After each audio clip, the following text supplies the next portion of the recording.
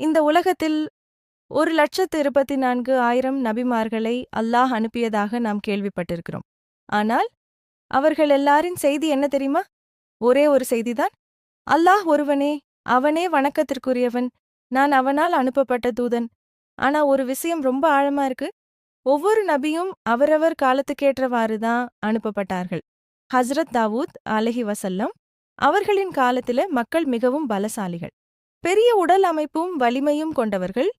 அந்த ஷேம் பவரோடேதான் ஹஜ்ரத் தாவூத் அலைஹி அவர்களும் இருந்தார்கள். இரும்பை கூட மெழுகை போல வளைத்தவர்.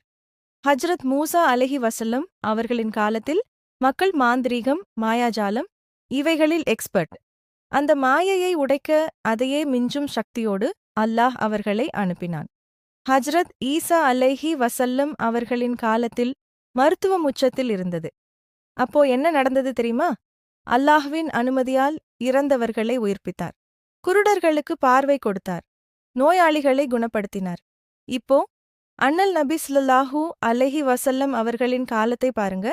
அந்த சமுதாயம் கவிதையில் வாழ்ந்த சமுதாயம். சண்டை போட்டாலும் கவிதையிலேயே சண்டை போட்டார்கள். ஆனா அந்த சமுதாயத்துக்கு நடுவில் கவிஞராக இல்லாத ஒருவருக்கு அல்லாஹ் ஒரு அற்புதத்தை கொடுத்தான். அதுதான் திருக்குரான். அது ஒரு சாதாரண புத்தகம் இல்ல, ஒரு காவியம், ஒரு அதிசயம். அந்த கால மக்களை மட்டுமல்ல, இன்றும் நாளையும் உலக முடிவு வரை மனிதர்களை அதிர வைக்கும் ஒரு இறைவசனம். நபிமார்கள் எல்லாரும் வேறுபட்டவர்களாக இருந்தாலும் அவர்களின் அழைப்பு ஒன்றே, அல்லாஹ்வை மட்டும் வணங்குங்கள்,